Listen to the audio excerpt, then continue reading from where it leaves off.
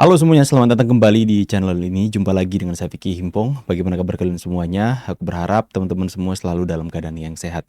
Senang rasanya bisa jumpa lagi dengan kalian dalam konten kali ini. Dan seperti biasa kita akan membuka ruang diskusi publik terhadap video-video yang hari ini sudah beredar viral di sosial media, menjadi pembahasan di ruang publik dan sudah beredar di media mainstream, teman-teman ya. Kita akan segera membahas sama-sama, kita hindari yang namanya disinformasi, fitnah dan ujaran kebencian.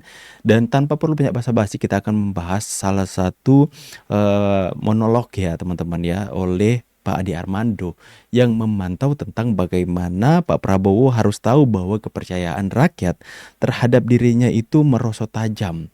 Dan kemudian bahkan KDM lebih tinggi ataupun Mas Gibran, teman-teman ya. Kita akan sama-sama saksikan. Bentar ya, saya Video tampilkan full ini hanya videonya. untuk mereka yang punya logika. Bagi yang tidak punya logika, skip aja. Pak Prabowo nampaknya harus sangat berhati-hati. Dua hasil survei dari dua lembaga penelitian paling terkemuka di Indonesia, SMRC dan Indikator, menunjukkan dukungan masyarakat terhadap Presiden Prabowo sudah sangat merosot tajam, teman-teman ya. terkapar. Drop.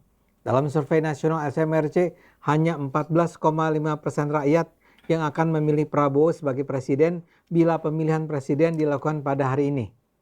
Padahal pada survei bulan Februari-Maret lalu terdapat 33,3% rakyat yang menyatakan akan memilih Prabowo sebagai presiden. Ini artinya terjadi penurunan hampir 20% hanya dalam waktu kurang dari 5 bulan. Bayangkan, turun 20% dalam 5 bulan. Dalam 5 Sementara bulan. dalam survei nasional Ini teman-teman ya. Jika pemilihan presiden dadakan sekarang ini, siapa yang akan ibu bapak pilih sebagai presiden? Yang paling pertama Deddy Mulyadi loh teman-teman. Yang kedua Prabowo Subianto ya. Ini indikator. Kang Deddy Mulyadi itu 22,4%. Prabowo Subianto 20,1%, teman-teman. Gibran Rakabuming Raka di posisi ketiga 9, makanya kemarin kalau netizen coba untuk mengaitkan pasangan Gibran dan Deddy Mulyadi, itu banyak sekali orang yang setuju teman-teman ya, akan menjadi dua kekuatan yang besar ya. Kalau makanya itu viral kan di mana-mana. Ada yang membuat poster Gibran dan Kang Deddy Mulyadi, Bapak Aing. Ada yang meminta agar supaya Gibran RI 1, Kang Deddy RI 2. Ada yang RI 1, Kang Mulyadi RI 2, Mas Gibran. Terserahlah, yang penting mereka berdua yang menjadi perbincangan hari ini. Dan kemudian kalau misalnya Gerindra yang mengutus Deddy Mulyadi dan Pak Prabowo sama-sama dari Gerindra, apa itu boleh? Teman-teman saya bertanya ya teman-teman ya. Wow. terdapat 21,9% rakyat yang menyatakan Gibran itu ada di posisi keempat teman-teman ya. Anies posisi ketiga. akan memilih Prabowo sebagai presiden bila pemilihan presiden dilakukan hari ini. What is this? Bentar teman-teman, ada intermezzo teman-teman ya. Oke. Adalah Deddy Mulyadi yang naik dari 30, Bentar. sama sekali tidak. Mana yang tadi ya? menyatakan akan memilih Prabowo sebagai ini. presiden bila pemilihan presiden dilakukan hari ini. Padahal pada bulan April terdapat 36,3% rakyat yang menyatakan akan memilih Prabowo sebagai presiden. Ini berarti penurunan hampir 15% dalam waktu 3 bulan. Dua lembaga penelitian terkemuka menghasilkan dua temuan survei yang kurang lebih sama. Ini memang tidak berarti masyarakat minta presiden dimakzulkan ya, sama sekali tidak. Tapi ini berarti kepercayaan masyarakat terhadap presiden sudah sangat berkurang. SMRC dan Indikator mengeluarkan siaran pers di 2 hari hampir bersamaan, 28 dan 29 Juli. Indikator merilis hasil survei yang melibatkan 4.250 sampel di seluruh Indonesia, sementara SMRC melibatkan 749 responden. Penarikan sampelnya sama-sama random sampling. Dan seperti tadi saya katakan, hasil survei sama-sama menunjukkan temuan yang memprihatinkan tentang Pak Prabowo. Ini jadi penting, mengingat kita semua sudah dengar bahwa Pak Prabowo kan sangat mungkin akan mencalonkan diri kembali untuk Pilpres 2029. Yes. Semula rencana ini dilontarkan dengan penuh optimisme. Sekarang ceritanya jadi lain. Wah, Indikator juga mengajukan pertanyaan lain. Apakah masyarakat puas atau tidak puas dengan kinerja Pak Prabowo? Ternyata yang merasa kurang tidak puas dengan kinerja sangat puas 5,5%, cukup puas ada di 44,1%. Ada yang cukup puas tinggi juga, cukup puas. Teman-teman ya, cukup puas 44, akan tetapi kurang puas hampir sama indikasinya 40,7%, tidak puas sama sekali 8,1. Ya, cukup puas dan kurang puas boleh lah presiden teman-teman. mencapai 48,8%. Sementara yang merasa sangat cukup puas adalah 49,5%. Hmm, Padahal pada Desember 2025 yang merasa puas mencapai 81%. 81%, Ini menunjukkan penurunan yang luar biasa, 30% sampai lebih teman-teman dari ya, 31%. 31%. Lantas siapa yang pantas menjadi calon presiden pada 2029 nanti? Yang berada di peringkat tertinggi dan suara yang terus menaik dari survei sebelumnya Deddy adalah Mulyadi Gubernur loh, Jawa Barat Deddy Mulyadi. Bapak Lengkapnya Aing. 5 nama yang dianggap masyarakat memiliki peluang relatif kuat untuk maju sebagai Capres 2029 adalah sebagai berikut. Pertama adalah Deddy Mulyadi yang naik dari 30,6% di bulan April menjadi 41,9% Wow, sekarang. Kedua, Prabowo yang turun dari 36,3% di bulan April jadi 21,9% sekarang. Ketiga, Anies Baswedan naik dari 12,6% di bulan April menjadi 13,3% sekarang. Keempat, Gibran masih lebih Gibran tinggi dari Rakabuming AHY Raka teman-teman ya. yang naik dari 8,4% di bulan April menjadi 9,1%. Saya sih agak nggak percaya kalau Mas Gibran indikasi ratingnya seperti ini teman-teman. Ini terlalu rendah ya. Saya nggak tahu metode apa indikator, tapi ini survei yang sudah sangat besar teman-teman ya. Tapi saya agak ragu melihat kecintaan masyarakat yang begitu besar kepada Mas Gibran hari ini. Masa kalah dari Anies Baswedan teman-teman ya. Apakah Gibran hanya spesialis cawapres, sedangkan hari ini banyak sekali suara-suara tentang bagaimana Mas Gibran siap untuk menjadi capres ya. Tapi survei mengatakan ini Kang Deddy Mulyadi tinggi banget ini teman-teman. Ini yang baru ini, wah luar biasa ini teman-teman ya. Saya mendukung sih kalau Kang Deddy Mulyadi juga teman. Saya mendukung Kang Deddy Mulyadi teman-teman. Sekarang. Dan kelima, Agus Harimurti Yudhoyono yang naik dari 5,8% di bulan Siapa ini yang April masuk ya? menjadi 7,4% sekarang. Paling terakhir ini. Jadi cuma Pak Prabowo yang mengalami penurunan dukungan. Lebih buruknya lagi bagi kubu Prabowo yang turun ternyata bukan cuma dukungan buat presiden. Yang ikut turun adalah Partai Gerindra. Pada survei bulan Desember 2025 yang memilih Gerindra masih mencapai 32,2%. Namun saat ini suara Gerindra sudah turun menjadi Wih, jauh. 18,8%. Lagi-lagi di antara semua partai hanya Gerindra yang mengalami penurunan suara. Di urutan kedua adalah PDIP yang naik dari 9,8% bulan Desember menjadi 14,2% sekarang. Di peringkat Naik ketiga juga. ada Golkar yang naik dari 7,7% pada bulan Desember 2025 menjadi 10% sekarang. Pak Prabowo harus serius mempelajari kasus ini. Saya sendiri adalah seorang pendukung Prabowo sejak Pilpres 2024. Saya masih berharap Pak Prabowo maju lagi pada Pilpres 2029 dan semula masih yakin akan memilih dia kalau dia maju kembali. Tapi kini saya termasuk orang yang mulai meluntur kepercayaannya terhadap Pak Prabowo. Saya percaya Pak Prabowo adalah orang yang baik, jujur, pintar, dan layak memimpin Indonesia. Tapi dalam beberapa bulan terakhir ini, Presiden seperti terus melakukan blunder demi blunder yang membuat kepercayaan masyarakat merosot. Bayangkan, di bulan Desember tahun lalu ada 81% rakyat yang menyatakan puas dengan kinerja Presiden. Tapi sekarang yang puas sudah mencapai hanya di bawah 50%. Ini kemerosotan luar biasa.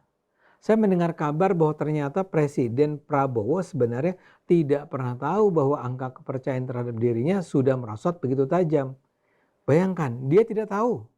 Itu artinya dia tidak memperoleh informasi yang lengkap dari orang-orang di sekelilingnya. Orang-orang sekeliling Pak Saya sangat Prabowo khawatir ini bahwa yang di sekelilingnya ada orang-orang yang disebut asal Bapak senang. Saya khawatir bahwa di sekelilingnya ada orang-orang yang dengan sengaja menseleksi informasi yang bisa diterima Pak Prabowo sehingga yang dia terima hanyalah kabar-kabar yang menyenangkan saja. Ini buat saya adalah kecerobohan atau bahkan kebodohan yang luar biasa dari orang-orang kepercayaannya. Bahaya ini, Setiap teman-teman. pemimpin harus siap dengan kabar yang paling buruk. Yes. Seorang pemimpin yang dinina-bobokkan dengan cerita-cerita indah membahana akan jadi pemimpin yang dengan mudah salah melangkah.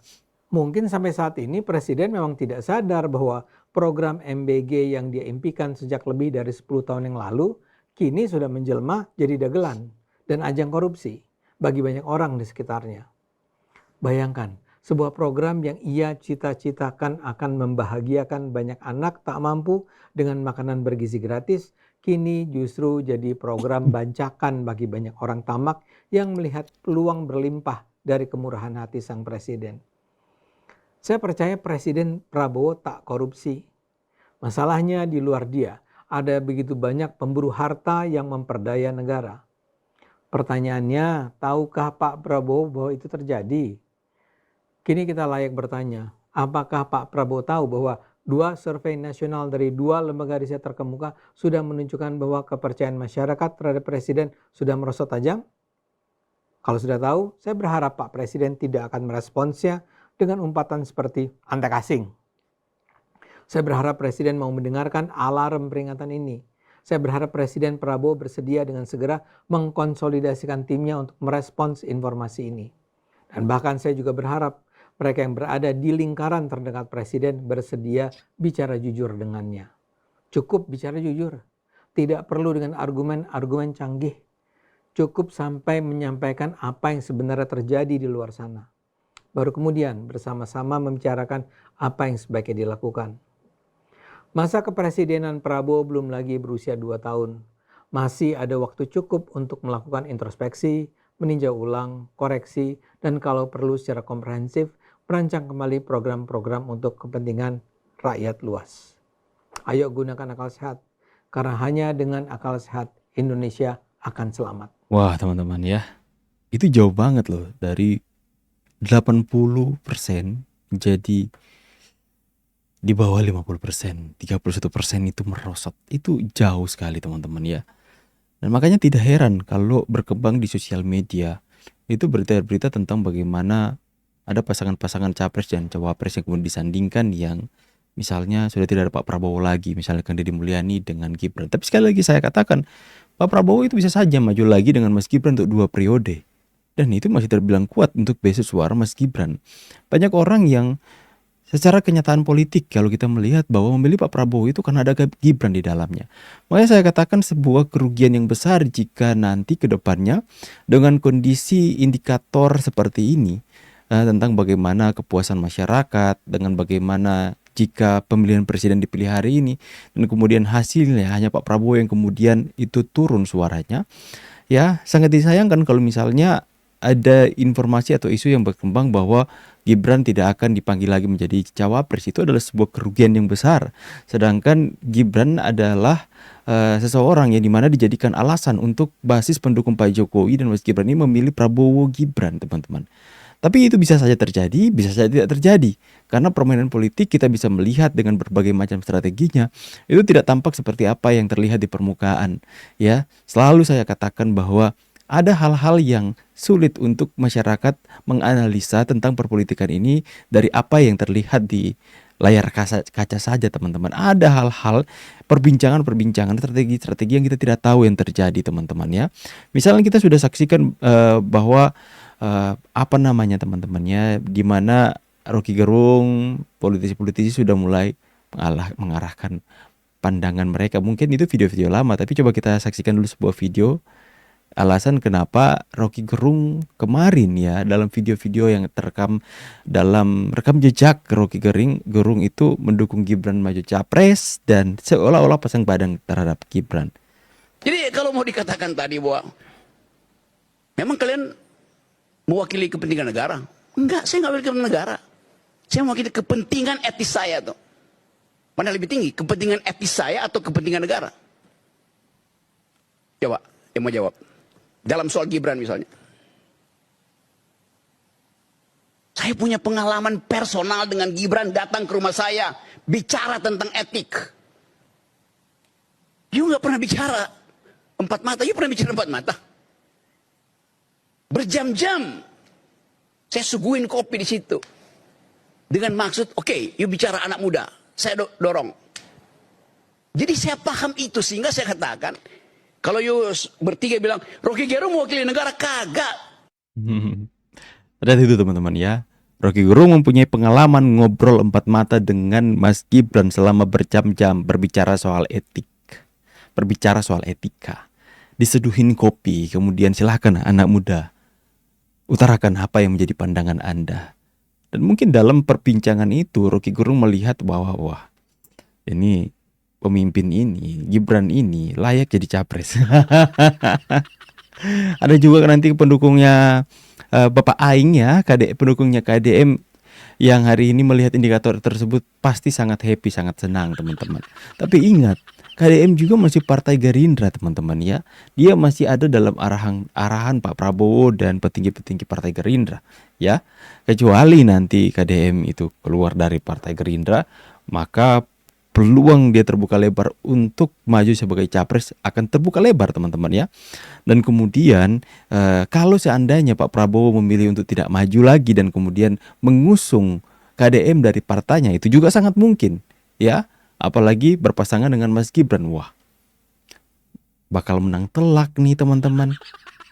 Bagaimana pendapat kalian? KDM Gibran atau Prabowo Gibran atau KDM Prabowo atau KDM Prabowo, gimana? Bagaimana? Tulis kolom komentar, aku saja jadi bingung teman-teman. Kalau aku pribadi ya, pendapat pribadi, kalau Prabowo Gibran nanti maju 2 periode, saya akan memilih Prabowo Gibran karena ada Gibran di situ, karena saya pendukung beratnya Pak Jokowi dan Mas Gibran. Tapi kemudian kalau Pak Prabowo maju dan kemudian Mas Gibran dipasangkan dengan KDM, tentu saja KDM Gibran. Dan lantas kemudian jika menjadi jangan sampai terjadi sih, maka kita akan pusing teman-teman jika yang berhadap-hadapan, yang berlawanan itu Mas Gibran dengan KDM. Aduh, pusing mau milih yang mana teman. Ya kita tentukan saja arah pilihan kita. Kalau saya pikir kalau KDM berlawanan dengan Gibran, itu politiknya itu akan santai, akan ramah, tidak ada saling hujat teman-teman ya. Beda kalau KDM Gibran berhadapan dengan yang sono no. Pasti akan ada caci maki, fitnah, hinaan teman-temannya akan beredar luas di sosial media. Maka dari itu kita sama-sama untuk menggunakan sosial media dengan cara yang beretika, beradab, hindari yang namanya disinformasi, fitnah, dan ujaran kebencian. Saya pamit dulu. See you on the next video guys and God bless. Bye guys.